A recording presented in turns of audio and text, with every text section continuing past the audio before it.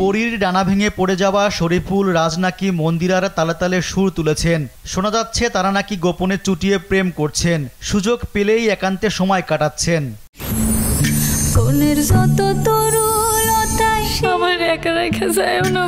ঢালিউড অন্দরমহলের খবর, ঈদ উল ফিতরে মুক্তি পাওয়া কাজল রেখা সিনেমায় অভিনয়ের সূত্র ধরেই কাছাকাছি এসেছেন রাজমন্দিরা। পর্দার বাইরে তাদের রসায়ন দেখে তেমনটা আন্দাজ করা স্বাভাবিক বটে, ফলে এ নিয়ে হচ্ছে আলোচনা।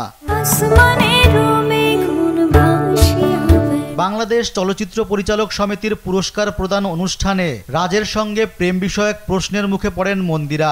সেখানে প্রেমের কথা স্বীকার করেছেন তিনি, তবে কার সঙ্গে সেটা পরিষ্কার করেননি। রাজ ভালো বন্ধু জানিয়ে মন্দিরা বলেন, রাজ যখন আমাকে প্রথম দেখেছিল আমরা খুবই ভালো বন্ধু। প্রেমটা হওয়ার সুযোগ নেই আসলে, বলতে পারি সে আমার খুবই ভালো একজন বন্ধু হয়ে উঠেছে। শুটিং এর সময় সে আমার বন্ধু ছিল না, কারণ তখন আমার সঙ্গে তার বেশি কথা হতো না, খুবই কম। আমাদের শুটিং হচ্ছিল 2022 সালে।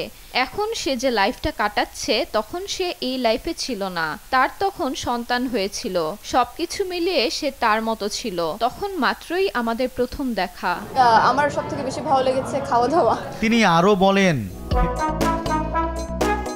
বাস্তব জীবনে প্রেম আছে, প্রেম ছাড়া তো একজন মানুষ থাকতে পারে না। আমার মনে হয় প্রত্যেক মানুষের জীবনে প্রেম থাকা জরুরি, প্রেম করা উচিত। প্রেম করলে মন ভালো থাকে, শরীর ভালো থাকে। এখন বিয়ে করার কোনো ইন্টেনশন একদমই নেই, পরিবার থেকেও এখন প্রেশার নেই, এখন কাজে মনোযোগ দিতে চাই।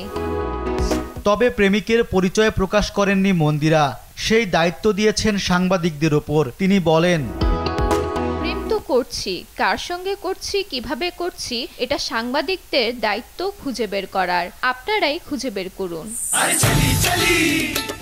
চ্যানেল আইয়ের রিয়েলিটি শো সেরা নাচিয়ের মাধ্যমে বিনোদন অঙ্গনে যাত্রা শুরু করেন মন্দিরা। নাচের পাশাপাশি চলচ্চিত্রেও নিয়মিত অভিনয় করতে চান। আগামী ঈদে নীলচক্র নামে একটি সিনেমা মুক্তির কথা রয়েছে তার। এছাড়া নতুন আরেকটি চলচ্চিত্রেও চুক্তিবদ্ধ হয়েছেন তিনি।